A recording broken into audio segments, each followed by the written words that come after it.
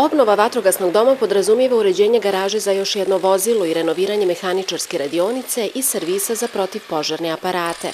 Garaža će biti završena krajem decembra, a radionica i servis do sredine sljedeće godine. Nemamo dovoljno garažnih mjesta, imamo 3, a 6 vozila, znači imamo 3 garažna mjesta. S ovom adaptacijom objekta imat ćemo još jedno garažno mjesto i imat ćemo radionicu za popravku vozila i za servis za punjenje aparata, znači to ćemo dobiti. Tu će biti negdje uloženo oko 20.000 maraka također koji je obezbijeđeno iz budžeta opštine. U prethodnom periodu servisirana su i dodatno opremljena sva vozila, zašto je opština Šamac izdvojila 28.000 maraka. Nedavno je uređen i parking.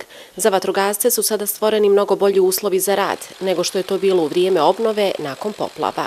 Imamo neki još dodatni stvari koje treba uraditi u pratećem alatu, opremi, u kamionima i tako dalje, ali uglavnom sve to u granicama znači da mi možemo odgovoriti zadacima na terenu. Tokom ljeta šamački vatrogasci su gasili 152 požara, što je skoro dvostruko više u odnosu na isti period prošle godine.